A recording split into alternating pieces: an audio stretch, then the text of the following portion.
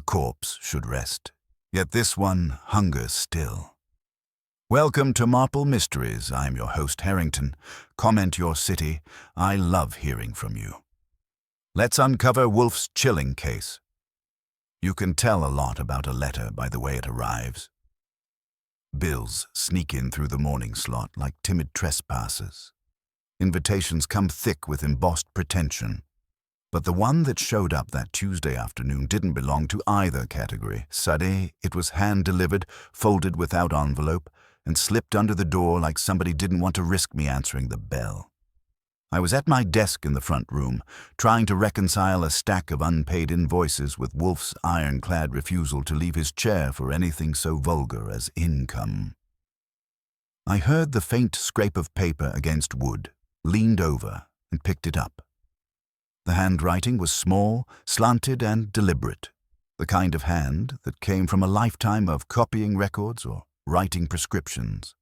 4 words at the top, for Mr. Wolfe. Urgent. Now, I've seen urgent letters before. They usually mean somebody thinks they're about to be arrested, or somebody else is already dead. But Wolfe was upstairs in the plant rooms with Theodore, worshipping orchids, and I knew better than to break that particular sacrament without cause. Still, the handwriting had an itch to it, like it had been carved under pressure. I left the note on Wolfe's desk blotter in the office and sat back to wait. At 4 on the dot, I heard the familiar creak of stairs and the sound of Wolfe's careful descent. 280 pounds of detective who treated walking like a tax imposed on him by nature. He came in, filled the chair behind his desk, and nodded once at the letter. "Archie," he said without opening it, "tell me." So I read it aloud. Short and without ornament, like a telegram written under the influence of indigestion. A corpse has been stolen. It is not hunger for money, but hunger for silence. Come at once. Tonight. If you refuse, the brownstone itself will not remain untouched. It wasn't signed. Just an initial. M. Wolfe's lips pressed together until they nearly disappeared. That's as close as he comes to whistling. A corpse, he murmured, finally picking up the sheet and turning it between his fingers. Hungry. That was all. He closed his eyes as if he'd been handed a riddle written in Latin. Now, I've learned not to get excited until Wolfe decides to, but the part about the brown stone caught my attention. You can threaten Wolfe with police, taxes, even starvation, but threaten the sanctity of this house, and you'll get his attention faster than dropping a bottle of beer in the kitchen. I waited for him to say more. He didn't. He just leaned back, steepled his fingers, and stared at the ceiling. "Archie," he said finally, "fetch beer." Which told me 2 things. 1, he was disturbed. 2, he wasn't going to admit it yet. That was how the case of the hungry corpse broke into our lives. Not with a client at the door, but with a threat that slipped under it. Wolfe took his beer like a man settling in for a siege, 2 fingers on the stem, eyes remote. When he gets that look, you could set off a Roman candle in the office and he'd merely sigh at the smoke pattern. I sat across from him pretending to study the invoice sheet. What I was actually studying was the clock. The note had said tonight, which leaves room for all sorts of mischief between dinner and bed. Fritz would not thank me for inviting mischief to dinner, so I gave it the couch. At 6:50, I went to the kitchen and broke the news. Fritz shrugged a shoulder the way continental chefs do when fate insults the menu. "I will lock the back door and keep the sauce hot," he said. "If they come hungry, you may tell them the kitchen is not a cafeteria." On anyone else, that would be rudeness. On Fritz, it's devotion. At 7:30, Wolfe came down from washing up for the evening. Yes, he does wash, and resumed his chair in the office. "Archie," he said, "no calls except for Mr. Cramer, who I doubt will oblige us with his presence, and certainly not tonight." That was not foresight so much as a treaty with the fates. If the sender appears unaccompanied, admit her. If she brings a cohort, admit them singly. Her, I asked. The hand is feminine, he said, as if I had insulted the alphabet. And anxious, but trained. Clerical, I could have argued, but the doorbell rang to save me the trouble. The tone was pressed with an index finger that wavered, two short, one long, the rhythm of someone deciding between flight and fight and choosing politeness as a cover. I went to the hall and opened the door. She was 30, give or take a stubborn year. Grey coat, no hat, a scarf tied tight with function-beating fashion on points. The eyes were set like a pair of questions that had been told to behave. "Mr. Goodwin," she said, not with certainty, but with the clear intention to be right. "That's a lucky guess," I told her. "You must be M." Her chin lifted, which I take as a good sign in a person. "Mirella Kovac," she said and added, "I'm sorry for the note." "I'll pass that on," I said and stood aside. The coat had city dust on its hem, and the shoes had been polished with diligence and not enough polish. She carried a canvas satchel, the kind librarians use to ferry the world safely from one shelf to another. When we reached the office, Wolfe only inclined his head, which in his world qualifies as a bow.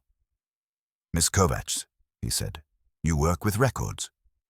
"Parish records," she answered, staying on her feet. "St. Stanislaus on 72nd. Baptisms, marriages, burials." Wolfe closed his eyes a second out of sheer self-approbation. Deduction is his favorite cuisine. "And a corpse has been stolen," he said. "Not for money." She looked from him to me and back, as if checking whether we were rehearsed magicians or just rude. "Father Lasky told me not to come," she said. "He said to let the police handle it. But the police will ask questions that will spread, I thought." She swallowed. "I thought you would understand silence." Wolfe's mouth thinned. "I do not barter in it," he said, "but I understand it." I got her a chair. She didn't perch. She occupied it as if she might bolt at any second and wanted to leave it warm. "Who," I asked, "is hungry?" Her hand found the satchel and gripped it. "The man who died," she said. "He was not a parishioner. He was delivered to us by a small hospital to be prepared for burial in the Polish ground. His wish." She took a breath that had the creak of overused caution. "His name is Anatole Greer. He was a benefactor. Quiet. He gave to the parish and to the cemetery fund. This morning the mortuary called to say someone had signed to collect his body." "Signed," Wolfe murmured. "The signature is a mark," she said. "A loop. It says authorized by next of kin, and the next of kin is listed as niece, with an address that does not exist. I checked. I keep the maps for the charity drives." Her mouth tightened, and there was the trained part. Anger put back in the drawer until needed. "When I called the hospital, they said Mr. Greer has no kin at all. He lived alone. He ate every Thursday at the parish hall. He always said the church fed the living. He would feed the dead with his plot." I looked at Wolfe. He was considering the ceiling again. "And you wrote what you wrote?" "Because," she said, and finally the anger came out where we could see it. "People have been asking questions this past week. People who don't ask out of grief. A woman came and wanted to inspect our burial records for the last 5 years. She said she was a historian. She was not. She didn't know where the baptismal index is kept." Her eyes flicked to me. "Yesterday, a man sat outside the parish house in a car for 2 hours. I made tea for Father, and when I came out, he was gone. Tonight, the body is gone." She looked at the door as if remembering the street. "If you refused, I thought they would come here to persuade you, or to punish you. Because Mr. Greer spoke of you, Mr. Wolfe." If Wolfe had had eyebrows, they would have arched. "He spoke of me. He said if his affairs were ever disturbed, he hoped they would disturb you into action." She grimaced. "He said you did not like being disturbed." Wolfe allowed himself the smallest snort. "I do not." He considered her, which is like being laid out and examined by a radiograph with opinions. "Who at St. Stanislaus knows of this?" "You." The priest, the mortuary, and the woman who asked about the records, she said. She knew too much. She asked for Mr. Greer's entries by number, as if she had seen them already. Description, I said. Tall, mid-40s. Dark hair in a knot that had been done twice. A very neat suit that tried not to look expensive. She wore gloves when she turned the pages, Mirella's mouth twisted. She said her name was Miss Lamont. Wolfe opened his eyes and let them rest on me. Archie, he said, note the initial is not malleable. I've met women who change everything but their shoes, I said. Mirella, what about the man in the car? Ordinary, she said, with a deep scorn of people who notice. Ordinary on purpose. Hat pulled low. He did not smoke. He wanted to be invisible. The car had a dent in the back left fender. New York plates. He read a newspaper. He did not move. Wolfe's palm flattened against the blotter once. That is his version of tapping a drum. Miss Kovacs, he said, I will not promise silence. I will promise discretion, and I will require documents. The release form with the mark, the hospital's admission and death records if you can obtain copies, and Mr. Greer's parish donations list. Her eyes flashed. No, she said to the last item. The donations are private. They are context, Wolfe said. If you are asking me to separate hunger from appetite, I must know who has been fed. We looked at each other across the rug. She had a backbone with lacquer on it. Then she nodded once. I can bring the ledger tonight. Father will be at Vespers until 9. Bring it, Wolfe said. The doorbell rang again. I went out and opened to a man whose hat had been pulled low so often it had learned the path. He held something against his chest, a wrapped bundle the size of a ledger, or a bomb if you read the newspapers. Delivery for Mr. Wolfe, he said, with an accent that came from no country and every sidewalk. From whom? I asked. He lifted a shoulder. Lady told me not to say. Said you'd know he pushed the bundle into my hands and left with his head angled as if the street had suddenly gotten taller. When I set the parcel on Wolfe's desk, Mirella stood half up. Wolfe didn't move, which was wise, because the room had decided to tilt. I unwrapped it. Inside was a cloth-bound folder with a faint smell of antiseptic and lilac. On the cover, embossed, was the name of a funeral home I hadn't heard of, Harbour and Sons, undertakers, and clipped to the folder was a card in tidy, slanted hand. For Mr. Wolfe. If you are hungry for truth, you will not starve on this. No signature. No initial. Wolfe folded the card once and slid it under his paperweight like a man setting aside dessert until the main course quit being coy. Archie, he said, open it. The contents were copies, release forms, transport logs, a page torn from a city death register with a margin note. Greer, hold. The word hold had been circled 3 times in pencil, each circle angrier than the last. Mirella leaned in, her breath catching on the syllables of names. Wolfe said very quietly, someone is feeding us. I looked at the card again.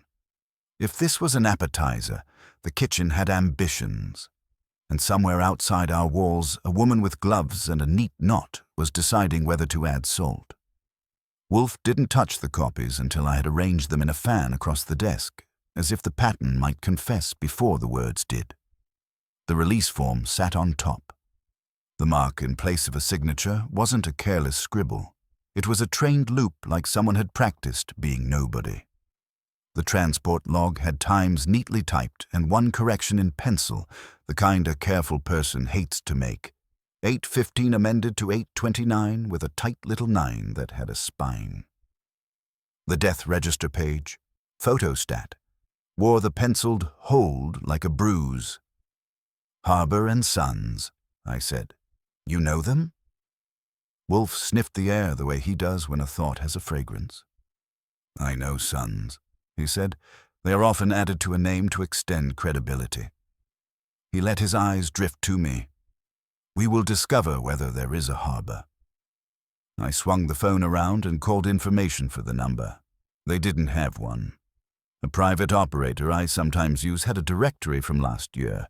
No dice. I tried a friend at the Gazette morgue for obits on an Anatole Greer. Long Cohen asked me if I was planning to file copy. I told him I'd settle for a whisper. He said he might be able to cough by morning, and I told him to drink something hot. The clock paced us like a cat. 7:50, 7:54. Wolfe didn't mind the time. He never does. He lets it come to him the way flowers do. Morella had her hands clasped in her lap so tight I expected to hear palm bones negotiate. Mr. Greer's address? I asked. Riverside Drive, she said. Near 88th. A narrow apartment with too much space. He kept a shelf of cookbooks he did not use. He liked to talk about recipes he had eaten somewhere else. She said it like it had offended her sympathies and her sense of order. Wolfe made a soft sound. He ate here, he said. Once, she admitted. He said the eggs were perfect and the salad a little proud. Fritz would have considered that a compliment in 2 languages and a duel in a 3rd. Before I could comment, the bell went again. The rhythm was not a question this time. It was an appointment keeping itself. I went to the door and opened to a woman who had rehearsed not being conspicuous. She left her hat on, which told me she planned to leave quickly, and the gloves were the shade of cream people only wear when they have a valet to sigh about cleaning them. The lilac had been rationed, not splashed. Mr. Goodwin, she said like she had met me at a luncheon in another life. Elise Lamont. A matter for Mr. Wolfe, I kept the theatrics to a minimum and led her in. Wolfe did not rise. He seldom does, and didn't offer to, which is his way of letting you know you are neither unimportant enough to be flattered, nor important enough to be deferred to. Morella stiffened, and that told me we had the right woman at the right time with the wrong motive. Ms. Lamont, Wolfe said, you have a talent for showing up where records are kept. Her smile was the kind used on donors, only where records need to be understood. She took the chair I indicated and didn't set her handbag down, which made me like her less than I already did. I believe a package arrived. I sent it. From whom, Wolfe asked mildly, did you obtain those papers? From a custodian who prefers nouns to verbs, she said. He liked that I called the forms by their names. You may keep the copies. I would like you to keep them, she added, as if turning generosity into a leash. The situation surrounding Mr. Greer is delicate. If you handle it, delicacy may survive. Morella had had enough of synonyms. You took a body, she said, not loudly, but with the type of quiet that makes the air move.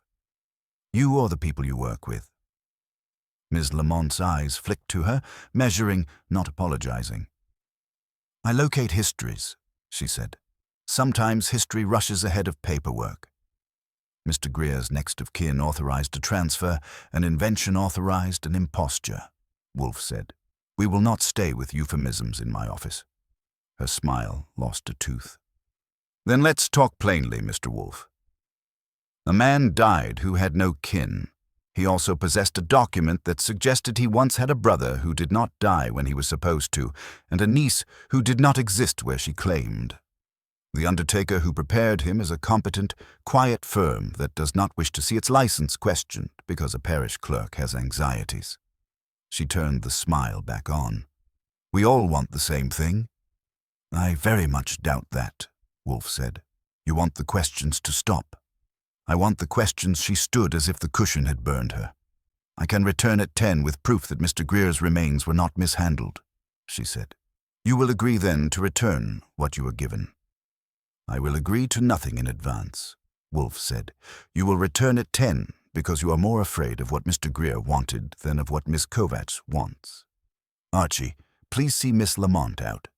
I moved, and so did she, quick enough that the room's air didn't have time to remember her shape. At the door she paused, touched the glove thumb to the other glove's seam, and gave me a look that intended to register as concern. "You'll want a fresh lock on that back door," she said. "The alley invites improvisation." Then she left, unspooling down the steps like a woman who never had to run to catch anything. When I got back to the office, Wolfe had a forefinger planted on a corner of the transport log. Morella's eyes were fixed to the IEI folder like a magnet in a haystack.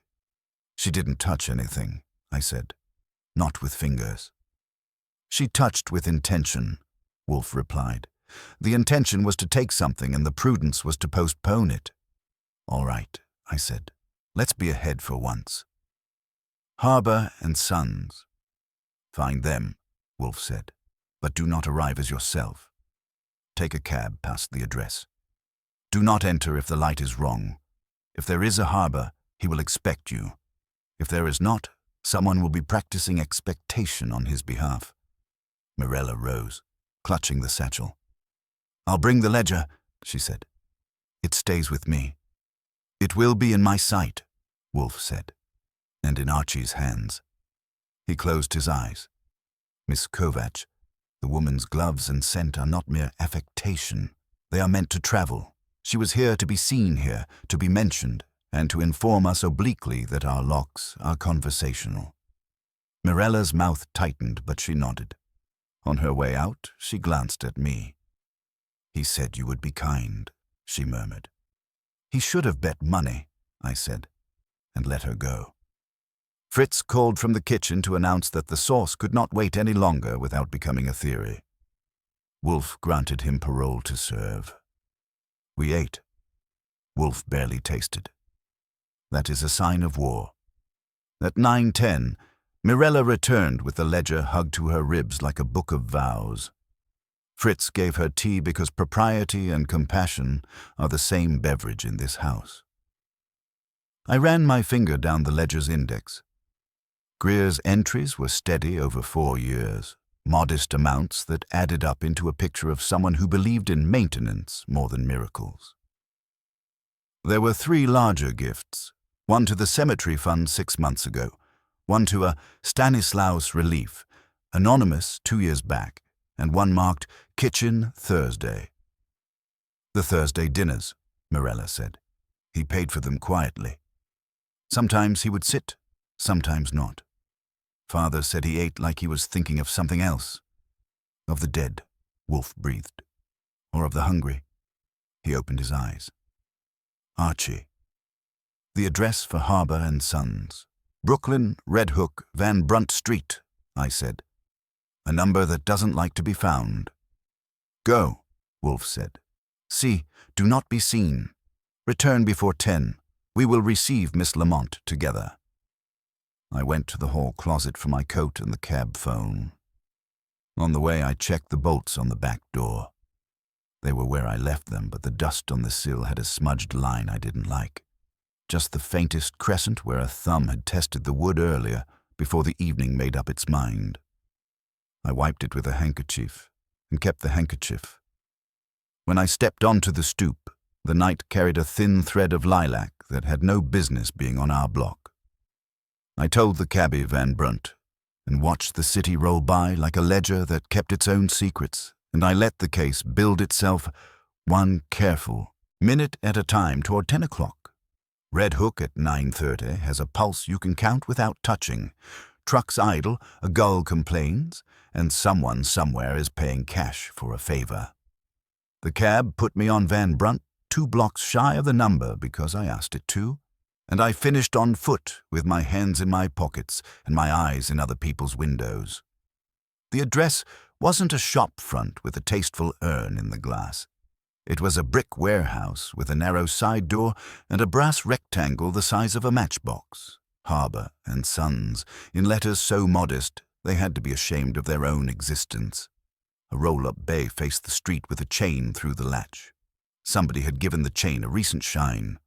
There was a line of black along the concrete apron where tires kissed when they backed in straight, and another line at a shallow angle from people who didn't. I didn't like the angle. It said either the drivers weren't used to the place or they were used to leaving in a hurry. A pane of glass in the side door held a film of dust that had been cleaned with a circle and 2 streaks, like a face peeking out and deciding not to be seen. I drifted past and let my shoulder brush the wall. The brick was cool, and it smelled faintly of damp wood and a whiff of antiseptic. Nothing flowery, nothing theatrical, just the honest scent of a room that thought about making things clean. Down the block, a corner bodega had its metal gate half down and a radio inside playing a hymn without understanding the words. A sedan sat at the curb across from the bay, grey that would have been called silver by a better salesman, with a dent on the left rear fender deep enough to have a story. New York plates. The driver's seat was empty and the hood still warm. I put a palm on it and didn't leave a print. The back seat held a folded wool blanket and a cardboard carton with a stencil. Doric. Small. Undertaker's supplies are like a cookbook's index. They tell you what someone thinks can happen. I took the plate number because Wolfe likes numbers almost as much as he likes orchids. A step sounded in the alley, quick, not stealthy, the kind of quick that assumes anyone seeing it will be too slow. I picked up the pace and reached the corner in time to watch a man in a cap shove a dolly into the narrow door, vanish, and pull the door to with his heel. The dolly had no weight on it and too much significance. I stood there considering my next mistake and decided against it. Wolfe had said not to go in if the light was wrong. The light was wrong. It came from a single bulb somewhere in the middle of the building, thinning toward the edges the way cheap gravy does. I kept going to the next block and came back on the opposite sidewalk. The sedan's driver emerged 5 minutes later, carrying nothing, and drove off without looking at anyone. If you want to be invisible in Red Hook, you pretend everything belongs to you, and some of it will. I let him get a block ahead and took his wake for 2 turns, far enough to see him angle toward the bridge, not far enough to learn his favorite exit. He was ordinary in the way Mirella had described. Ordinary with practice, which told me he might be a cousin to our earlier watcher or the same model from the same shop. I let him go. At 9:51 I was on our stoop with a handkerchief in my pocket and the taste of antiseptic in my nose. The lilac thread had gone from the air. What lingered on the block was rain that was thinking about it and no decision yet. Inside, the office had shifted by an inch. That's not a spatial measurement. It's an atmosphere. Mirella sat straighter, the ledger on her lap like a proper cat. Wolfe had turned his head 2 degrees toward the door as if sound traveled in obedient lines. "Report," he said. "Harbour and Sons exists in brass and chain," I told him. "Warehouse, side door, bay for deliveries that want to look like they belong. 1 car with a dent we have met before," Plate noted. "A dolly went in empty and came back invisible, accompanied by a man who knows how to be mistaken for a delivery man. Smells clean inside. Not perfumed." Wolfe opened one eye to accept the plate number and closed it to file it. "And Miss Lamont?" he asked. "Due any minute," I said. "If she has proof, it will be a paper that wants to grow up to be a certificate." Mirella glanced at the back door unconsciously. "Someone tried the lock," she said, and pressed her lips together like she hadn't meant to say it. "Yes," I said. "I brought the smudge." I set the handkerchief on Wolfe's desk. The faint crescent was more suggestion than stain, but Wolfe treats suggestions like others treat subpoenas. He lifted the cloth with 2 fingers, sniffed once, and set it down. The corner of his mouth adjusted as if he had tasted something and found it unsurprising. "At 10, he said, and the hall bell agreed with him by ringing. This time I didn't have to ask who. Ms. Lamont entered with the same lilac that had been measured by a metronome, gloves intact, hat immaculate. She had a document case that probably had a better diet than most New Yorkers. She seated herself without permission, which Wolfe overlooked because he was busy disliking the case. "You promised proof," he said. "I promised to bring it," she corrected, and slid a folder onto the desk. A trustee letter from the Harbor Foundation, affirming custody of remains pending identification of next of kin.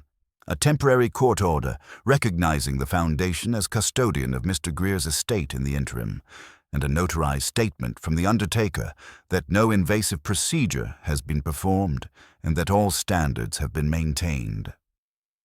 Also, a copy of Mr. Greer's request for burial arrangements, unsigned.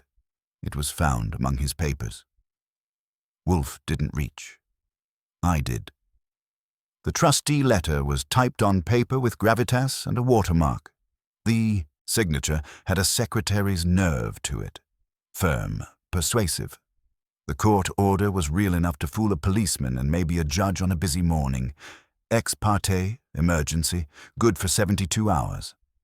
The undertaker's statement had the antiseptic smell without the lilac, which I admit I preferred. The unsigned request mentioned St. Stanislaus by name and the Thursday Kitchen by implication. I wish my remains to be interred where the living have been fed. If Anatole Greer hadn't written that, someone had spent time inside his skin. Why the secrecy? I asked her. Why the loop for a signature and the niece who isn't? She paused just long enough to be human about it. Because Mr. Greer's body is not the only thing at issue, she said. There is an endowment he intended, and people who believe they have a superior claim. Moving the remains prevented a grab that would have been both legal and vulgar. Mr. Wolfe, I don't expect you to approve of subterfuge. I expect you to prefer it to a spectacle Morella stayed quiet because she didn't trust her voice.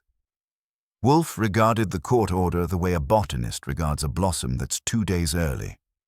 You have authority for 72 hours, he said.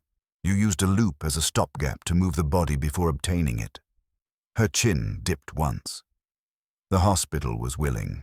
The undertaker is cautious. The Foundation is protective. The church is nervous. Your office is, shall we say, fortified. That leaves the men in hats with dents in their fenders. I would rather not leave it to them. You know the car, I said. I know the type, she returned, and this time the smile didn't bother to be professional. Mr. Greer had a brother. The brother was supposed to be dead and is not. He has a man who believes that collecting old debts is a career. And the niece? Wolfe asked.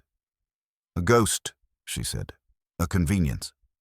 It bought us 6 hours. She folded her gloved hands. Mr. Wolfe, I'm not your client. I am an interloper whose goals overlap yours only for the moment. But if you wish to keep your brownstone free of trespass, remove the temptation. The ledger, for example.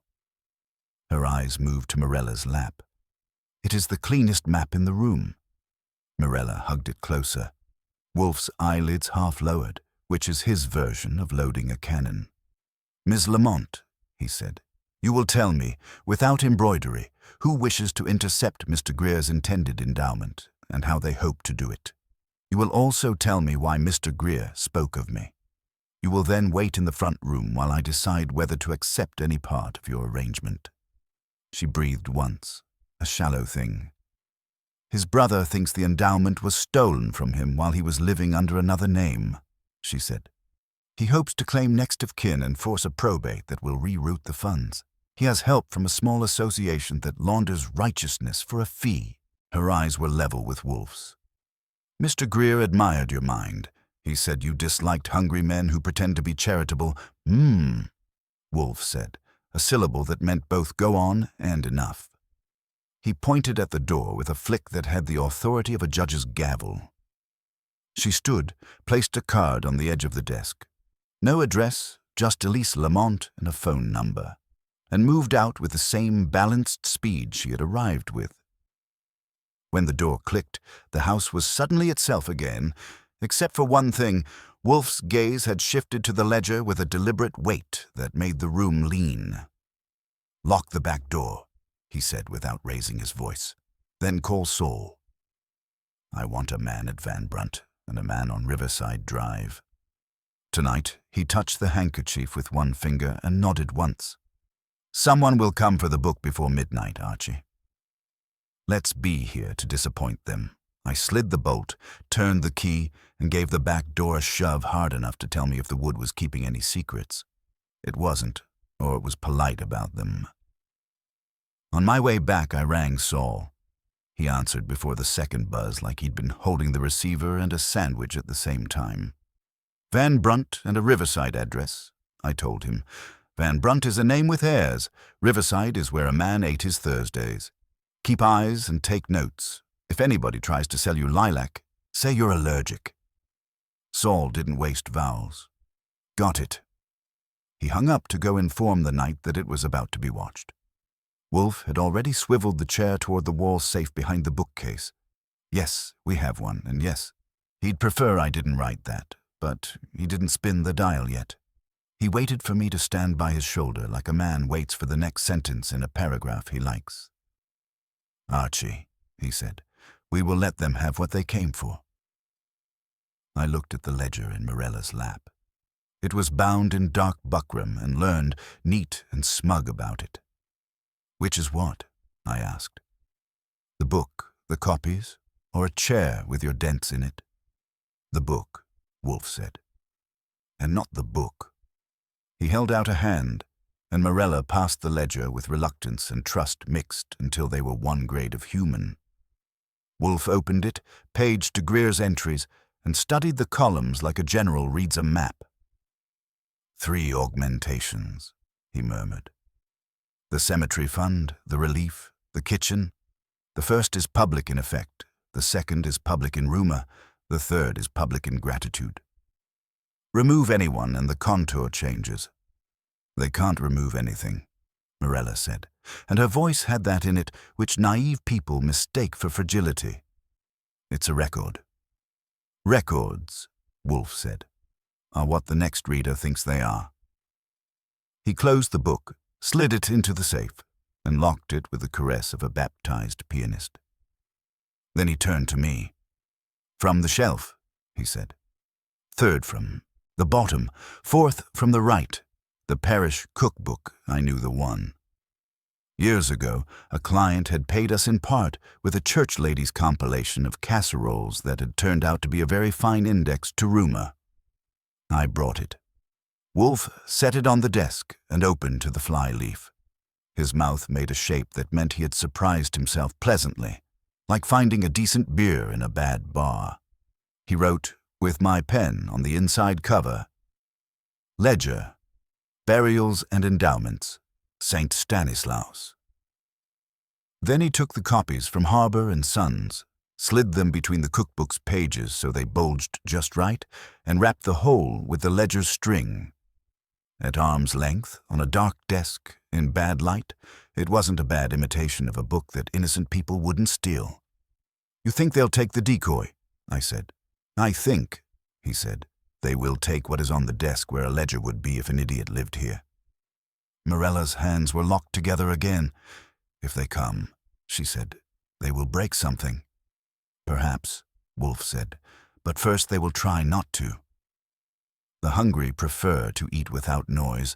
We settled into our parts. Fritz, with tragedy in his eyes, removed any brittle glass from the dining room that might resent a draught. I killed the lights in the hall and left the living room lamp on low, a glow that hinted at civilization without making promises. In the office, I put the decoy on the blotter, halfway under the paperweight like a clerk had stepped out to count change. Wolfe sat, big and still and content in the way a boulder is content with gravity. We didn't speak. 10:30 came and went. Somewhere out on Van Brunt, a truck coughed.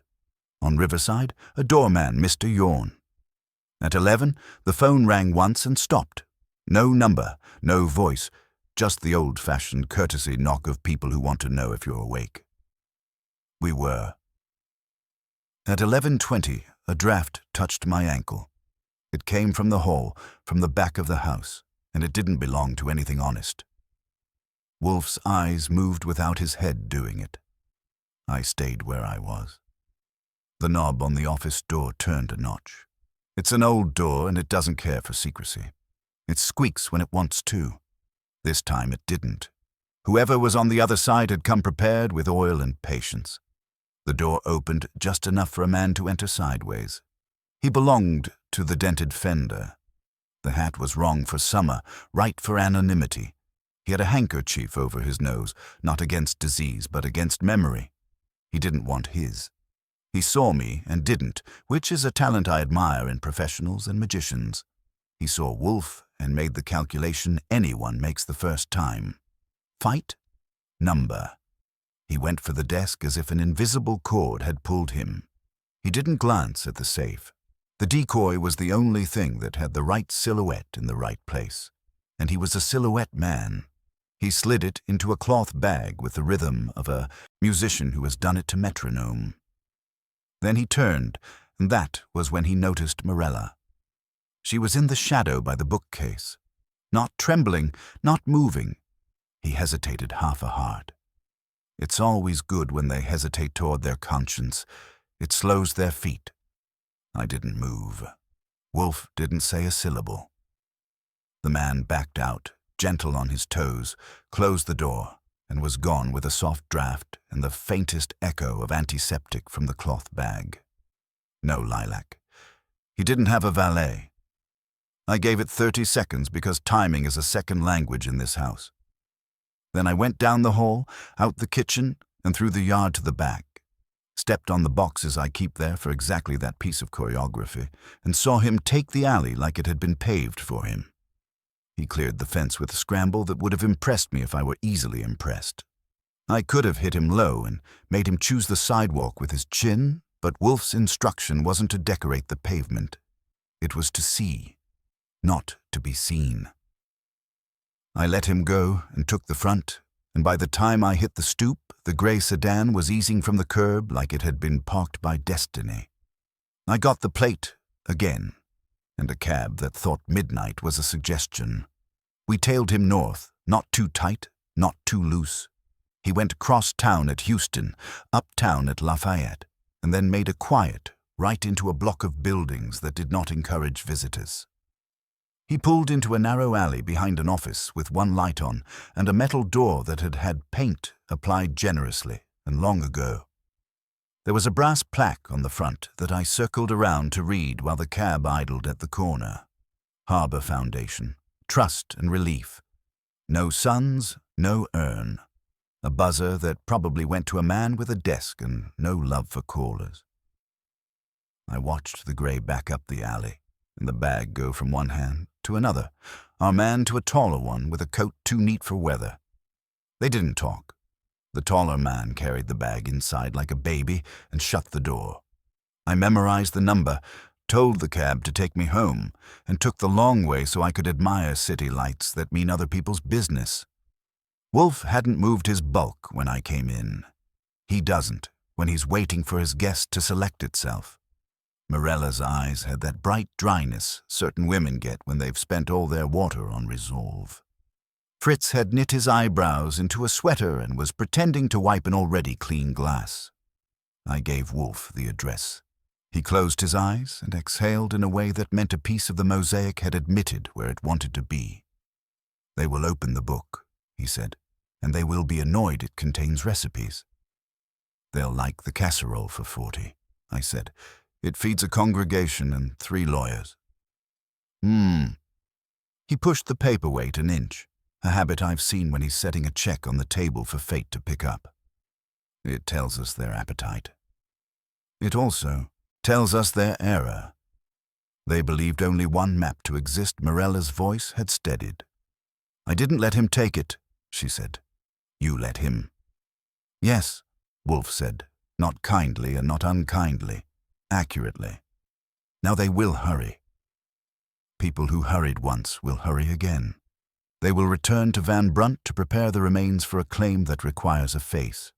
Saul will see who handles what and in what order. In the morning, the court will amuse itself. Tonight, we will not. The phone rang. Proper this time. Saul's voice was a quiet page turning. Your man went to an office on Lafayette, he said.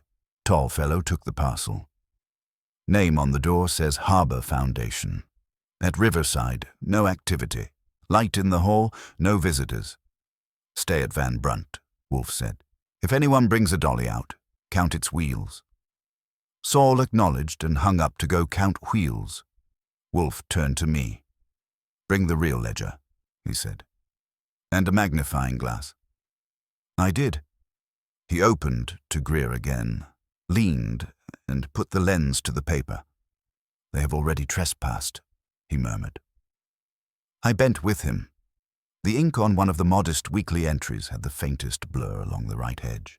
And there, a hair's breadth of scrape where a razor had lifted a dot and replaced it with another. Not the big gifts, the small ones. The steady, faithful line had been combed to change a digit here and there, moving money not by sacks but by teaspoons. Whoever did it, Wolfe said, almost to himself, believes the hungry can be fed a grain at a time without the counters noticing. He's wrong, and he is late. Morella's hand went to her mouth and then made a fist instead. I closed the safe and turned the lock. Midnight nudged the window panes. Somewhere a siren went on and changed its mind. Wolfe lifted his head and said, "Archie, tomorrow we will invite the foundation, the undertaker, Miss Lamont, and Mr. Greer's parish to sit where this decoy sat. But first, sleep. We will need it to be disagreeable." Efficiently, Morning put on a respectable face and came in by the front windows. I found mine in the mirror, shaved it, and went down to the kitchen where Fritz had declared a truce with the world in the form of soft eggs and toast that could make a magistrate weep. Wolfe descended at 9 with his orchid's dew still on his temper. He nodded to the plate, sniffed once like a man confirming that civilization had not been cancelled, and ate with attention.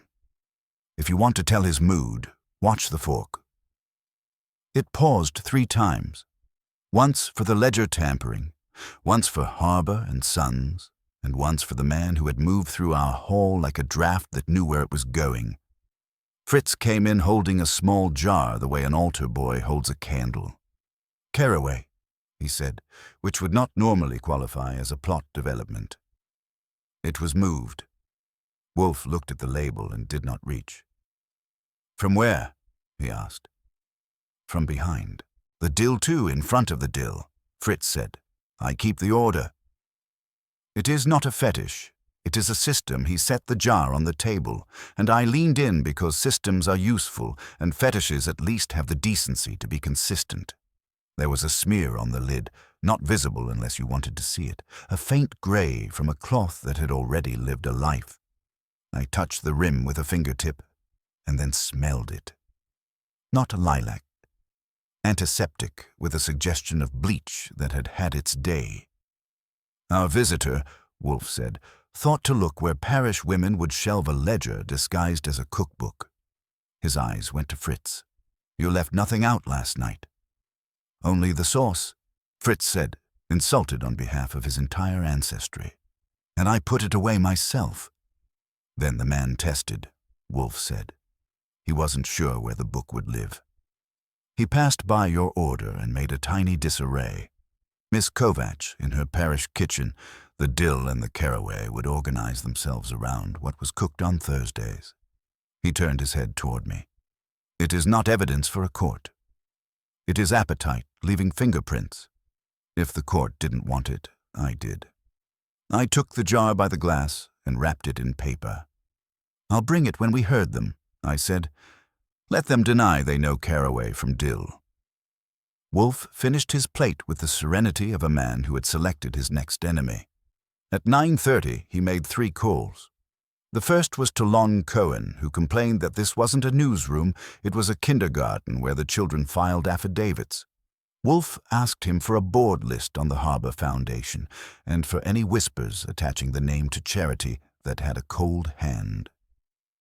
The second was to a judge's clerk who pretends he doesn't know us and always recognizes the voice. Wolfe inquired blandly about emergency orders issued last night in connection with pauper estates.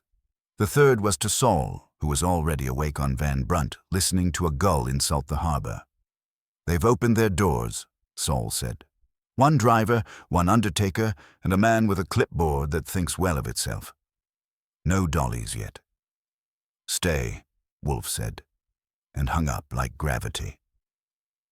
At 10, he sent me to Riverside with a key Morella had produced from the parish safe wrapped in a note from Father Lasky that should have apologized to the landlord, and didn't.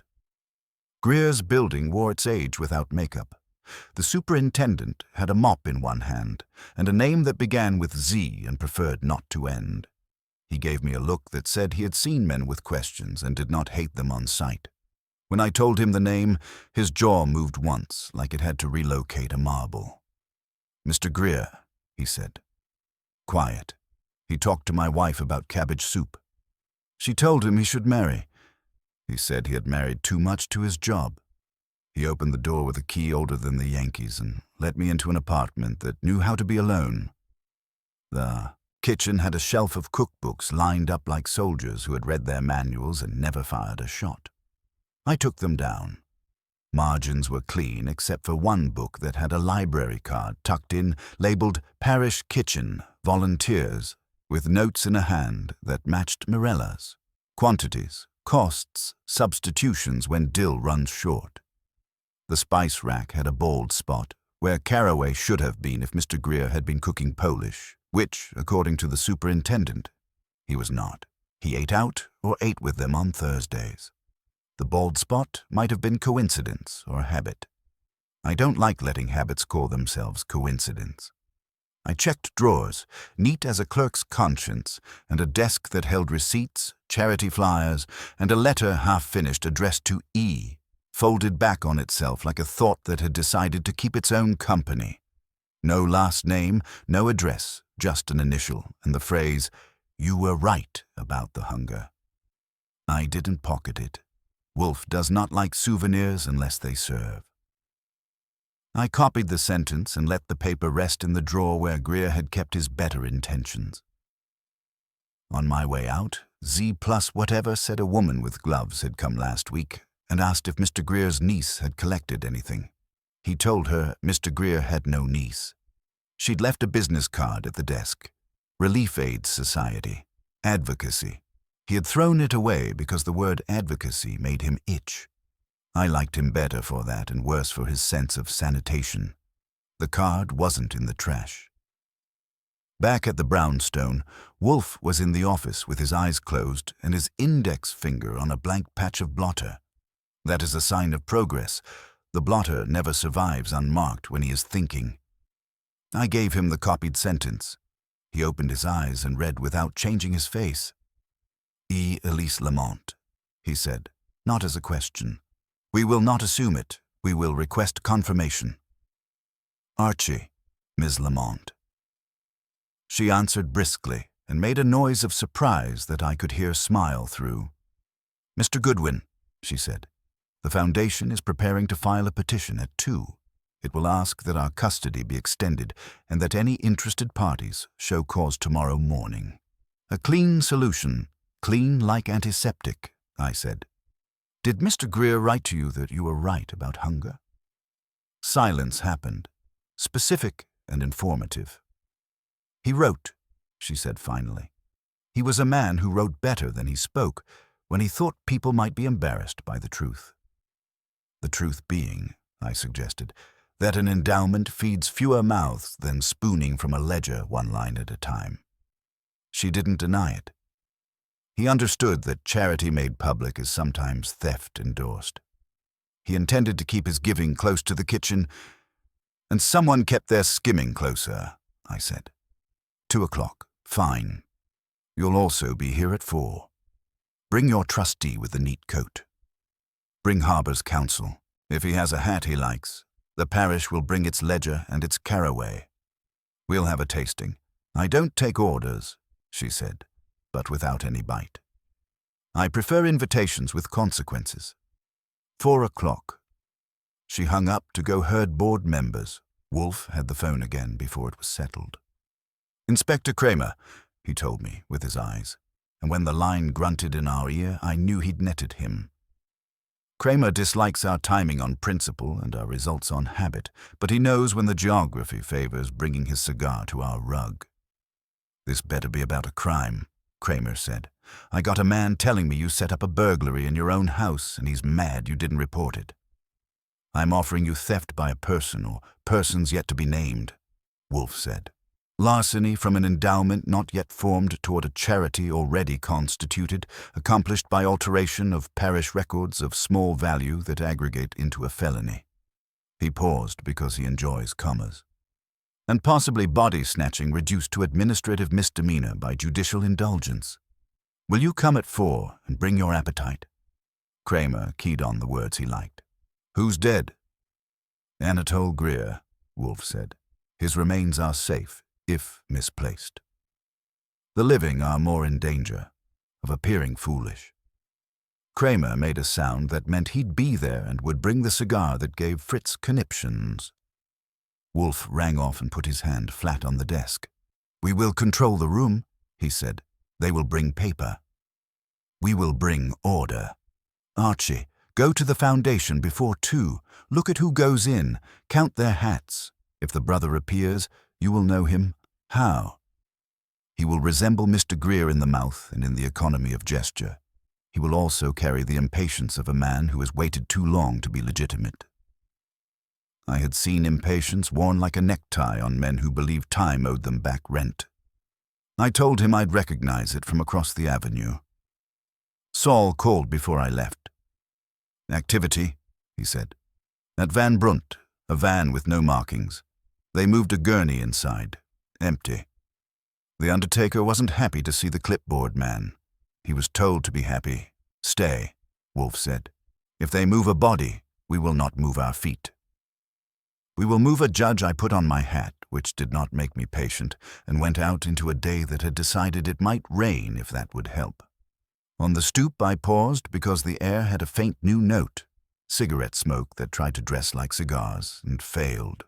Across the street, a man leaned on a lamp-post reading a newspaper he hadn't turned in 3 minutes. The gray sedan with a dent was gone. The watcher wasn't. He didn't look at me. I didn't look at him. If he wanted to be ordinary, he had picked the wrong block. I walked toward Lafayette and the Harbor Foundation, carrying the smell of caraway in my pocket and the line about hunger in my head, while the day set the table for 4 o'clock. The Harbor Foundation's building tried for anonymous and landed on prim. The brass was polished past reason. The windows were the kind that make you wonder what they're trying not to see, and the buzzer offered 3 choices: office, council, deliveries. I took the sidewalk across the way where a newsstand's awning provided citizenship for loiterers and practiced being illustrative to the magazines without buying any. At 1:20, the gray sedan slid into a no-parking triangle like it had diplomatic immunity. Our dented friend got out, checked the curb with a glance that counted shoes more than faces, and settled by the door. At 1:30, Neat Coat arrived. He was taller than my memory, or my memory had been offended last night and wanted to make him smaller. He had a lawyer's briefcase and a pastor's haircut. His mouth was tight at the corners.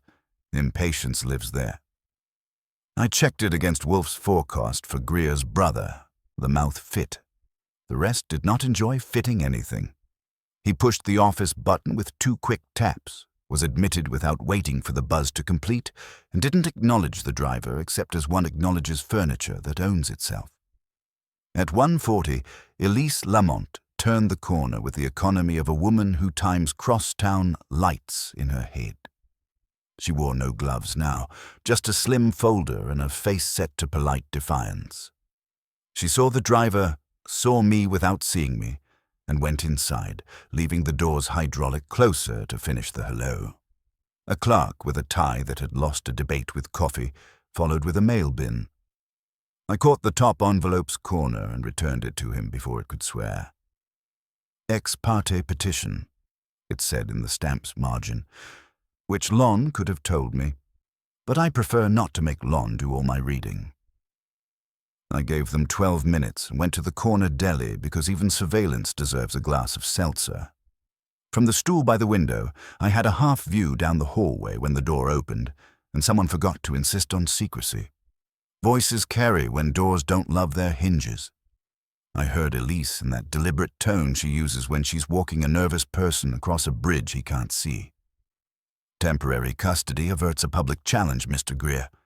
If you file as next of kin without documentation, the court will notice who benefits from the acceleration.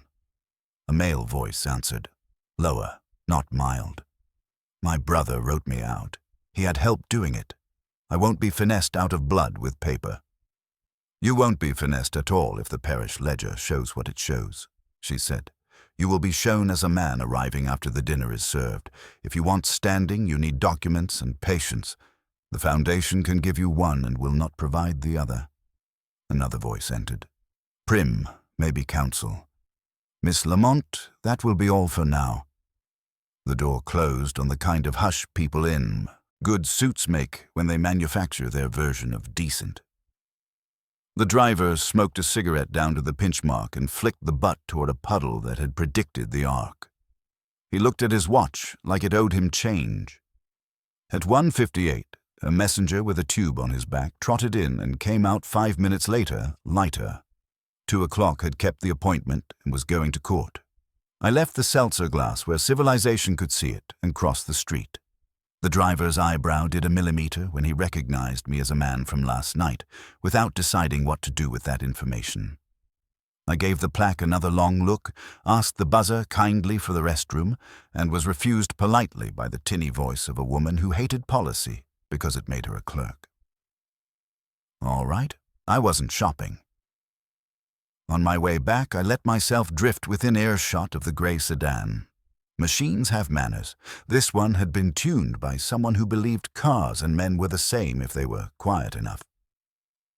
I noted a folded newspaper on the passenger seat with a headline about city funds diverted from a housing program, and a pen wedged in the crease that had ink caked at the cap. Black, stubborn. If Neat Coat wrote with a fountain pen, the driver wrote with something that could sign for packages without romance. His phone vibrated. He listened and said, Van Brunt? Now, copy. He didn't say sir, which told me who had rank. He drove off, not quickly. I flagged a cab that appreciated urgency a little too much, and told him Red Hook with a tip for tomorrow if we arrived today. Saul was on the corner with a gull for company and a cup of coffee that deserved better. He shook his head once. No dollies had wheeled, but the mood at the warehouse had turned industrious. Clipboard was saying numbers out loud the way men do when they want their decisions to sound like mathematics. The gray sedan rolled up and eased into a kiss with the curb. The driver went in by the side door. 2 minutes later, the bay chain rasped and a van with no markings humpbacked itself toward the street. The undertaker in his smock came along reluctantly, like he had been told to smile at a dentist. I wrote plates in my book because writing steadies the mind. Saul said, You want its tail? Not ours, I said. Let them show their route to someone else's patients. You keep eyes. I go report. Back at the brownstone, Wolfe had the room arranged the way a general arranges a battlefield where the cannon are chairs. The red leather throne was in its usual command. The yellow chairs for guests had been set in a half-moon that didn't look like a trap, because Wolfe doesn't do theatrics. He does geometry. Fritz had been persuaded that cigars exist in a world where men also eat. The caraway jar was on the credenza under a glass dome like an exhibit titled Human Error. Foundation, Wolfe asked. Filed at 2, I said. Brother exists and brought his mouth. Elise is playing umpire while counsel tries to invent sportsmanship. Driver peeled out to Van Brunt. They are moving something you won't let me call someone. Good, Wolfe said. If they are in motion, they will be punctual. Miss Kovacs? She sat on the edge of a chair like a sparrow that has decided to audition for eagle. Father Lasky will be here, she said. He's mortified he sent me. I told him to bring mortification and a clean collar. Inspector. On his way, with his appetite, I said. He'll bring Sergeant Stebbins if he expects to lift anything heavy, including his mood. Wolfe closed his eyes and spoke toward the chair backs. They will try to argue that irregularity equals necessity. We will show that irregularity equals opportunity. The brother will overreach. Ms. Lamont will try to protect the endowment by narrowing the facts. The Foundation's council will invoke order and invent it if necessary. We will offer sequence and appetite. Archie, when they deny presence here last night, you will produce the decoy and the dome. When they deny knowledge of parish kitchens, you will produce the spices. If anyone mentions the niece, do not let the word pass without pinning it. The bell announced the beginning of orchestration with a ring that had rehearsed. Fritz went with the dignity of a man trained to greet invaders with tea. First in was Elise, composed and a degree less armed than her last visit. Behind her, neat coat, Mr. Greer's brother, as filed by impatience. He introduced himself as Daniel Greer and apologized to the room for the inconvenience, like a man forced to call ahead before reclaiming his own furniture. Counsel entered with a tie that had argued its way into a perfect knot and a face that had practiced stillness. The undertaker arrived from Van Brunt, still unhappy. His eyes widened at the leather and the orchids and then contracted like his smock string. Inspector Cramer came with cigar and Sergeant Stebbins with shoulders. We took our places. Wolfe opened his eyes and let the room realize it had been seated by his preference. He did not raise his voice, and he did not waste our oxygen. Mr. Greer, he said to Daniel, you contend kinship and grievance. Ms. Lamont, you contend necessity. Counsel, you contend law. Inspector, you contend fact. Miss Kovach, you hold the ledger that shows both charity and theft. I contend sequence. He let that rest. Then he nudged the dome an inch. The undertaker flicked his gaze at it and looked away too late. Last night, Wolfe went on, a man entered this house and removed what he thought was a parish ledger. He took a cookbook and delivered it to your offices on Lafayette, where it was received by a man wearing that coat. He indicated counsel, and the knot tightened further. It was a sensible error, facilitated by someone here who had already altered minor entries in the real book. Teaspoons taken, hoping to avoid notice. The alteration predates the death. The theft follows it. The body was moved under color of authority to buy 72 hours. In 72 hours, the map could be redrawn. Daniel Greer's jaw flexed, a muscle tasting salt. You can't accuse me, he said. I only want what is mine. You want what you can reach, Wolfe said, with men who can reach farther than you admit. He turned his head the smallest angle. Inspector, would you like to ask who has touched Dylan Carraway since last night? He lifted the dome. The kitchen's order sat in the glass like a mirror waiting for a face. Cramer didn't smile. He doesn't, but the cigar moved. Start with the undertaker, he said. Then we'll count teaspoons. Cramer didn't wait for anyone to clear their throat. He swung his cigar like a baton at the undertaker. Name. Pavel Horvath, the smock said, with ash under his fingernails and dignity clenched between his molars. You or yours go into this kitchen last night? Cramer asked, jerking the cigar toward Fritz's realm. Horvath's eyes bumped to the dome, to the jar, back to Wolfe. No, he said, my men do not break into homes. We prepare the dead. We do not pour the living spices. You've got a smell on you, Cramer said. What do you use on tables and cloths? Horvath looked offended the way tradesmen do when amateurs try vocabulary. Sanitex number 9, he said. Everyone uses it. It has a clean. Not floral. Wolfe opened his eyes. Quite, he said. The man in our hall last night did not carry lilac. He carried your clean. He came from your rooms on Van Brunt, where he had handled cloth and thought he had wiped himself free of memory. He turned to counsel. Mr. Roth, the knot said. Mr. Roth, the parcel your office received last night from a man with a dented fender contained a cookbook. You opened it, were disappointed in its recipes, and closed it without tasting. Before you did you wipe your hands? Roth didn't blink. The well-trained rarely do. We are careful, he said. We wear gloves. We log what enters. Except what enters by the side door with an alias, Archie put in, friendly. If you've got a log for a bag holding casseroles and a threat, show it. Daniel Greer's jaw worked. This is a charade, he said. My brother's body is being dragged from place to place while you play with spices. Wolfe's head tilted a hair. No, Mr. Greer. Your brother's body has been moved exactly once, under color of authority Miss Lamont procured, because someone promoted necessity into pretext. What has been dragged from place to place is paper. The paper tells me more than the body does. Elise held herself tight and steady, eyes on Wolfe as if watching a tightrope for Flex. You think the Foundation orchestrated last night? She asked, and there wasn't a scrap of plea in it, just an interest in the answer's geometry.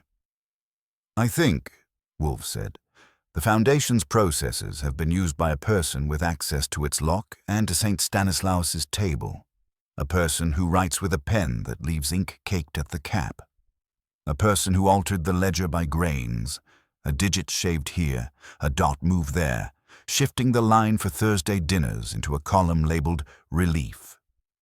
In small amounts and regular, Mr. Greer intended his giving to be eaten where appetites are honest. Someone preferred a different menu. Morella's knuckles whitened on the strap of her satchel, but she didn't interrupt. Father Lasky arrived then with collars fresh enough to creak and contrition bubbling under his eyes.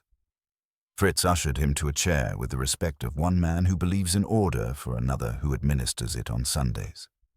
I'm ashamed, he said to the room before Wolfe had to drag it out of him. I should have stopped Miss Kovacs. I thought the police. Inspector Cramer is the police, Wolfe said mildly. You are in luck. Sit, Father Cramer jabbed his cigar at Lasky. Who holds the ledger normally? I do, Lasky said. Morella updates it after Thursday and after Sundays. I sign off monthly. He swallowed. I did not notice. Small changes. You weren't meant to, Wolfe said. The purpose of teaspoons is to be unremarkable. Miss Kovacs, the entries. When did the blurs begin? She had her own copy of dates in her head. You could see them line up behind her eyes. 18 months ago. On weeks, Mr. Greer gave cash at the table, not by envelope. The kitchen account would get less than the count. I thought, price is rising. I'm not a fool, she added. Plain as bread. I counted. Then I found numbers did not add with older columns when I checked, but the differences were coins. I told Father. We made a note. Check next month. That is when the woman came to ask for 5 years by number. Elise spoke to air a foot above the rug. I told Anatole to be careful, she said. He wrote me that he would make it plain in his papers. He did not. He delayed. He believed in convenience as long as it fed someone. He would not sign what he did not understand fully. He had a brother he thought would come back under a name and repent. He was wrong about the name. All eyes wobbled to Daniel. He pushed his mouth into a line that kept the temper inside with visible strain. My name is my name, he said. I worked as Dan Riker 15 years because a warehouse foreman couldn't pronounce Greer. I didn't take from a church ledger. I didn't send any man into your kitchen. I came to claim a body and a dignity. He shot a look at Roth he didn't intend. He told me we had to move quickly before vultures picked the bones. Who is he? Cramer barked. Roth let go of an exhale you could have stapled to the blotter. Our operations director, he said. Mr. Hale. He coordinates logistics for our relief programs and occasionally, with our council's oversight, our custodial actions. He signed the messenger receipt for last night's delivery. He believed securing documents relevant to a disputed bequest was within his duties. Securing by theft, Cramer suggested. By retrieval, Roth said, a little too neat. The house was unsecured. The house, I said, has bolts, keys, and me. Your man tested the back door and learned it had a memory. He came in the hall, he lifted a book-shaped object, and he left a smell from Sanitec's number. 9. He also moved caraway in front of dill because he thought that was how a church kitchen disguises its ledgers. It isn't. He was imitating someone else's habit. He has been to St. Stanislaus. Miss Kovacs. She nodded once. He is the clipboard man. He came 2 weeks ago to ask how the kitchen stored dried goods. He asked where we keep the books. I told him we keep them in the office. He said he admired our order. Cramer swung to Roth like a compass needle finding iron. Get me Hale. Roth, for the first time, seemed less lacquered. He is at Van Brunt, he said, coordinating transport for this afternoon's petition. The phone on Wolfe's desk chose that instant to ring. I lifted it. Saul's voice had gravel and facts. They're rolling a gurney, he said. Cloth over, shape under. Hale is there. Clipboard, neat hair. He's not happy the undertaker is unhappy. They're taking out a side alley to avoid the bay.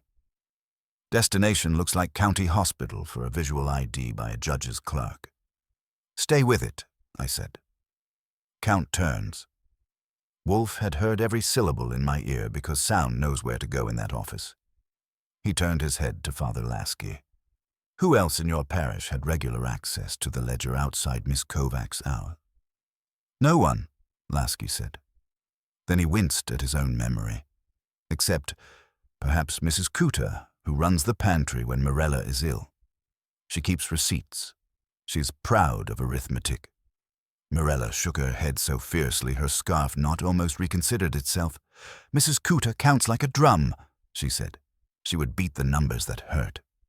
No, Wolfe let it pass. He wasn't looking at Mrs. Cooter. He was looking at Elise. Miss Lamont, your gloves last night. Why? She didn't blink either.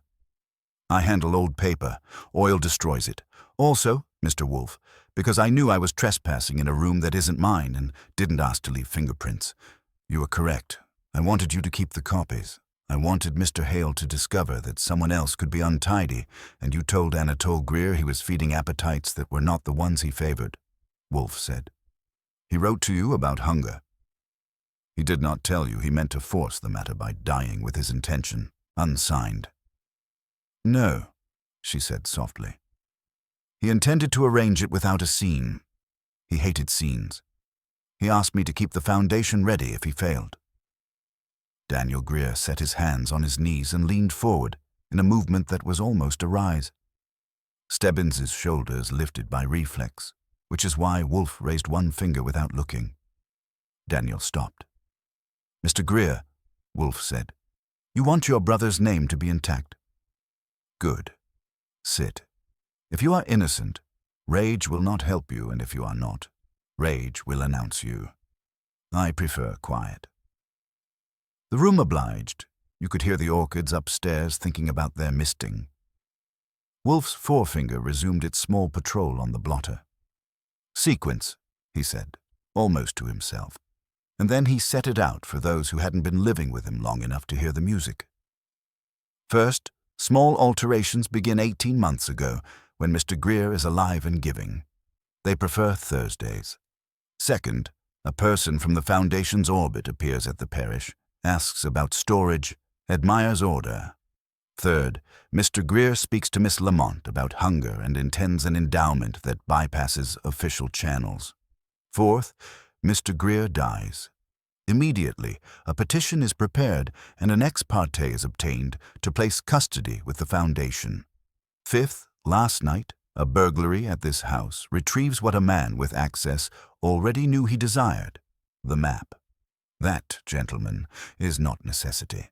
That is appetite with a timetable. Cramer ground the cigar against his teeth like he wished it were a suspect. When do we stop talking and pick someone up? He asked. When Mr. Hale rolls a gurney into a courthouse to produce a face he thinks will scare a judge into extending his 72 hours, Wolfe said. He will have to show chain of custody and authority. He will be wearing his smell and his impatience. Inspector, you may meet him there, or you may sit here and let him come explain himself before my orchids. Wolfe glanced at the clock. He will prefer here. Predators like to dine where they think they have arranged the table. Roth opened his mouth. Elise beat him to air. He will come here, she said, and for once there was no measured defiance, only certainty. He will come to retrieve the real ledger. He will think we are as tidy as he imagines. Wolfe inclined his head the fraction his cervical spine allows. Then we will be untidy, he said. Mr. Greer, Miss Lamont. Father, stay. Inspector, post your man at the door. Archie, bring the ledger into the room when he arrives. We will let him reach, and then we will decide what hunger deserves. We didn't wait long. The house knows when it's about to be tested. The air tightens a notch, and the rug under your shoes remembers how it was woven. Stebbins went to the hall and parked his shoulders where a door would have to argue with them. Fritz slipped out like hospitality on tiptoe. Wolfe settled. When he settles, for combat, he doesn't shift an inch. He lets the other man spend the motion. The bell rang, short and certain. Stebbins opened to a man who had been born precise and cultivated the habit. Hale had the clipboard under one arm and a folder under the other, and he wore his hair like an ordnance. He stepped into the office with the posture of a function that expected to run to completion. The Sanitex rode in ahead of him, faint but definite, and a thread of something citrus he probably believed improved it. Mr. Wolfe, he said, and gave the room a professional smile that didn't choose a face to land on. Miss Lamont? Counsel Father, Mr. Greer. He named Daniel last, and with the courtesy, one extends a necessary obstacle. Apologies for the intrusion. There's a matter of documentation we can resolve in minutes. Of course, Wolfe said. We love minutes. Hale glanced at the credenza, at the dome, at the empty space on the desk where a ledger would have been if we had been idiots. His eyes passed over the cookbook, paused a fraction, and registered annoyance without breaking stride. He put the folder down as if papers liked being stacked, and kept the clipboard. Last night an item was misdelivered, he said. Our messenger retrieved it under the impression it was parish property relevant to a pending petition. It was not. We were mistaken. We've come to correct that and to document the transfer. We, Cramer said. He had taken a chair a half step out of the arc where people forget police exist, which is where he likes to sit. Hale's gaze flicked once, took in the cigar and the plain clothes, and filed the risk. The foundation, he said, and as a courtesy to St. Stanislaus. We prefer to work collegially. Do you? Wolfe murmured. When you sent your man to my back door, did you send collegiality with him or only oil? Hale did not redden. His kind seldom do. The blood has been trained to mind its own business. If something occurred here, he said, I wasn't party to it. I only know there is a ledger that will prevent confusion in court. We'd like to copy the relevant entries. A photograph will do. He had measured the room in 10 seconds and found only one object he wanted. I let the silence stretch until it knit a net. Then I went to the safe, spun the dial without theatrics, and brought the ledger to the desk. Elise's eyes tracked it like a compass that had heard its stone answer. Hale's hand lifted a half-inch without permission from his forebrain. Wolfe watched the hand, not the man. You'll find, Hale said, softening his voice as if that would soften the fact, that the Thursday entries are light for a period starting about 18 months ago. That is because the parish accepted anonymous gifts that went through our relief accounts for tax purposes, to keep the kitchen from showing a surplus that would jeopardize aid. It's an accounting clarity. Nothing nefarious. Mr. Greer discussed it with us. Accounting clarity, Wolfe said. A fine phrase. It covers theft with talc. He nudged the ledger with a forefinger toward Hale a fist length, close enough to tempt, too far to own. Mr. Hale, before you touch it, tell me which Thursdays you prefer, the ones when the dot over the I in Greer is original, or the weeks when a razor lifted it and placed it to fatten another column Hale didn't reach. The I made a tiny narrowing, then normalized. If your parish clerk made corrections without noting them, that's unfortunate. My clerk, Morella said, and her voice would have bent a ladle, does not use razors on God's arithmetic. If I correct, I draw a line and sign. The blurs are not mine." He let the words roll and die. He looked back to Wolfe. "We can argue about protocol or fix the problem. Counsel has filed for extension. A judge will ask what you prefer him to see. If we present a clear picture of Mr. Greer's intent, we avoid an ugly contest. Mr. Greer," and he turned to Daniel as if inviting a reasonable man into reason, "your brother supported our programs for years. The endowment will carry his name and his service. You get acknowledgement and dignity. The parish continues its mission without scandal. Or we can have your inspector here parade everyone through a hearing where small errors become crimes. I am offering a civilized path." "Civilized," Wolfe echoed. He leaned back a fraction. "You made a niece to move a body. You made a loop to authorize it. You made a ledger say what you liked, a teaspoon at a time. Now you will make a court believe speed is decency." Roth moved a pinky, which in his language is shouting. "Mr. Hale," he said, "perhaps we should—" "Stay," Wolfe said without looking at him. "Mr. Hale, your driver's rear fender is dented because he is hurried by habit. He delivered a bag here last night and another to your office. He writes with a pen that leaves a ring of ink when he caps it. The ring is on a harbor transport log that has today's route to the courthouse clipped to it." I saw Hale's gaze dip once to his clipboard the way a man checks his pulse after a sprint. Wolfe went on, gentle as a recipe. "You moved Mr. Greer's body this morning by a back alley so the undertaker would not sign a bay log. You prefer shadows, but when you came here last night yourself, you forgot the kitchen is a room with memory. You put Caraway in front of Dill Hale, did not allow himself the luxury of puzzlement. He chose contempt. Are we down to spices as evidence? We are up to spices as character," Wolfe said. "You have never cooked for the hungry, Mr. Hale. You have organized them. A man who cooks knows where the caraway sits without looking. A man who organizes guesses and guesses wrong. Cramer had had enough of foreplay. He put his cigar on the ashtray. Fritz had provided and stood, which changed the gravity in the room. All right, Hale. You're going to the courthouse, but not to charm a clerk. You're going to show chain of custody with me on your shoulder, and you're going to explain how you got an ex parte in 2 hours last night after offices closed."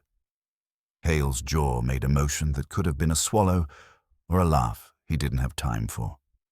"I'll call my board," he said. "This is improper."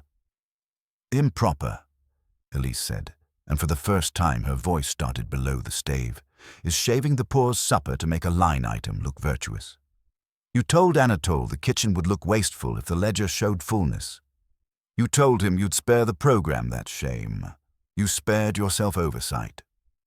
He pivoted to her with a look that said he had always expected her to be an ally and was suddenly late to another conclusion. "You brought him here," he said to Wolfe, "meaning Greer, meaning his intention. You prefer performance to relief." Wolfe closed his eyes and opened them again, the blink of a crocodile, slow and declarative. "I prefer accuracy," he said. "Mr. Greer intended an endowment that would feed people on Thursdays without purchasing a secretary's applause. He delayed and died and left room for you to improvise. You have improvised with skill and disdain. Archie, I lifted the ledger, turned it so light caught the minuscule scrapes, and held the magnifier out. Hale didn't take it. Cramer did. He peered, grunted approval at what Wolfe had already seen, and jerked his chin at Stebbins. "Put him on a string," he said.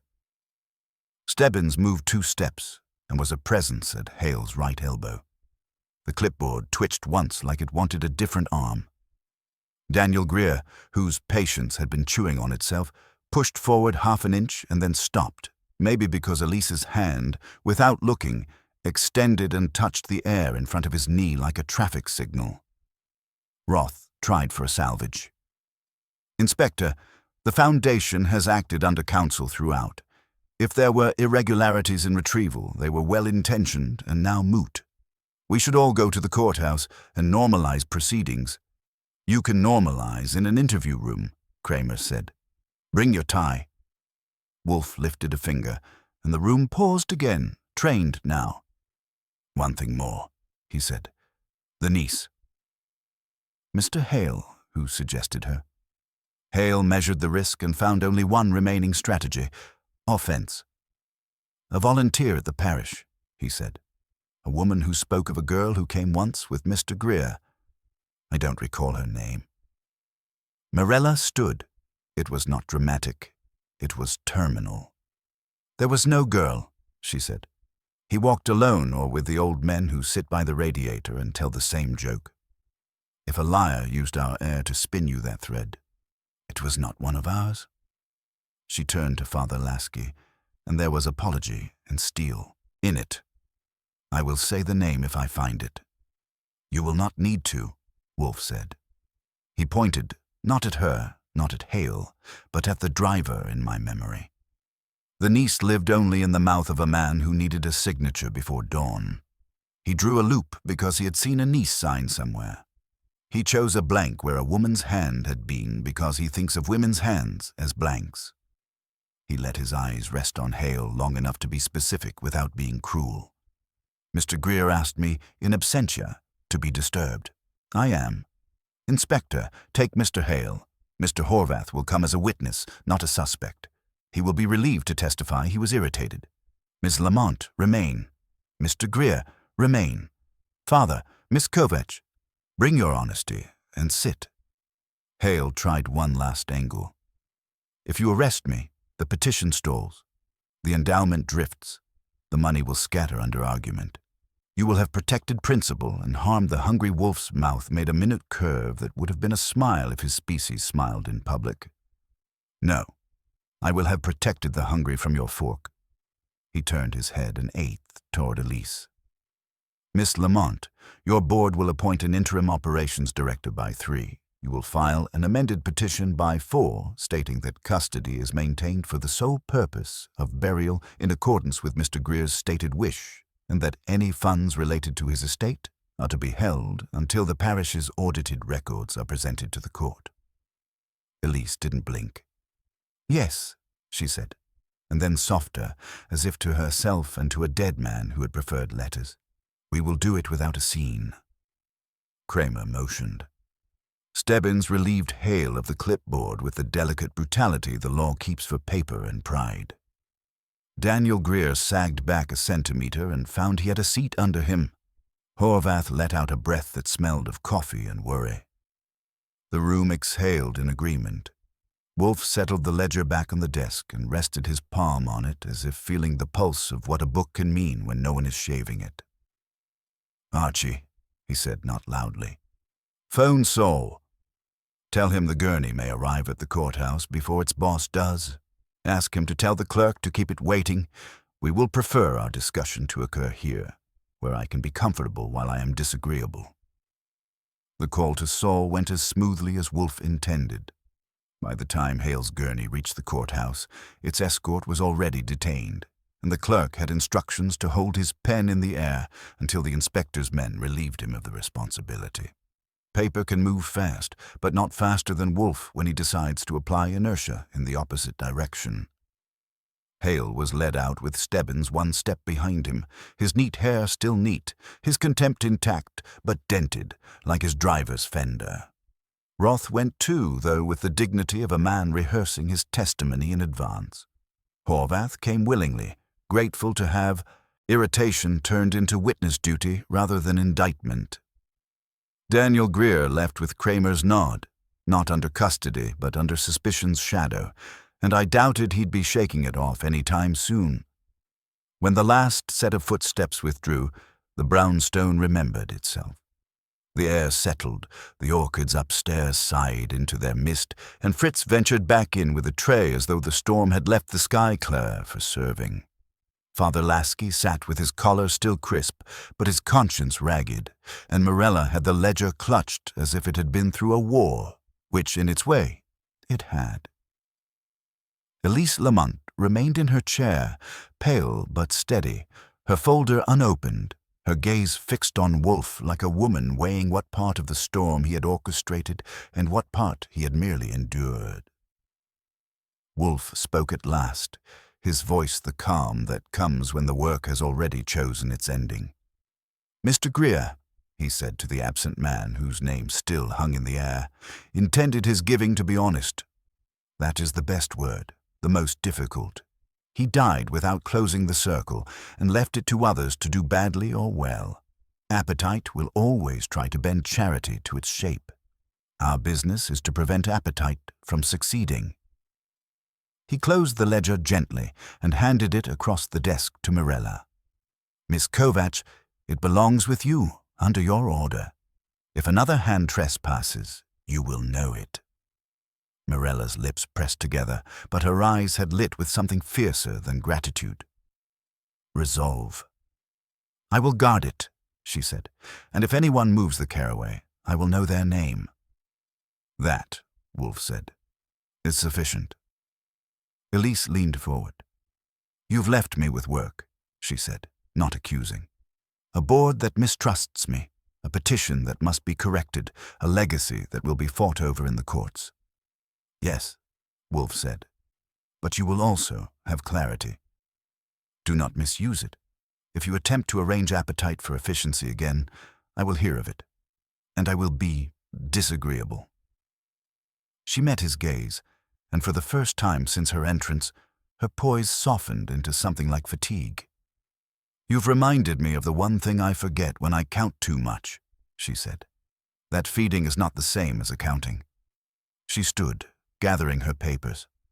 "Thank you, Mr. Wolfe." For disturbing yourself, Daniel had lingered in the hall, waiting to reclaim some scrap of pride. Wolfe gave it to him in his way. "Your brother expected your return," he said. "He left you no money, but gave you his name intact. Use it well. Do not let hunger, your own or others, spoil it." Daniel blinked, swallowed what might have been an argument, and left with no more noise than a man adjusting his coat. Father Lasky murmured a blessing under his breath, perhaps for the parish, perhaps for himself, and followed Mirella out, the ledger tight under her arm. Elise was last, pausing at the door with a look that could have been farewell or challenge. Then she was gone, leaving the brownstone to its order again. Fritz poured beer without being asked, because Fritz knows timing. Wolfe took his glass, raised it not in toast, but in ritual, and drank with the finality of a man who has placed every piece where it belongs. I sat back and let the quiet come, which it did, settling like a heavy but comfortable coat. "Well," I said at last, "that's another evening of burglars, gurneys and spices. I don't know if you saved a parish or just rearranged who gets to keep their illusions, but you did it without standing up as usual." Wolfe's eyes half closed. "Illusions are not my concern," he said. "Order is. Illusions collapse on their own. Order must be defended." I grinned. "And all it cost was one decoy cookbook, one jar of caraway, and you being disagreeable in your chair. A bargain, pfui," Wolfe said, leaning back, his bulk settling like a verdict. "The bargain was that I was disturbed. Now the disturbance has ended." Dinner, Archie Fritz appeared with impeccable timing, announcing lamb in garlic and herbs that had been waiting for peace to return. Wolfe inclined his head, content once more in the sanctuary of his house. I made a note to myself to check the back door locks twice before bed, though I suspected nobody in New York would try them again soon. And that was how it ended.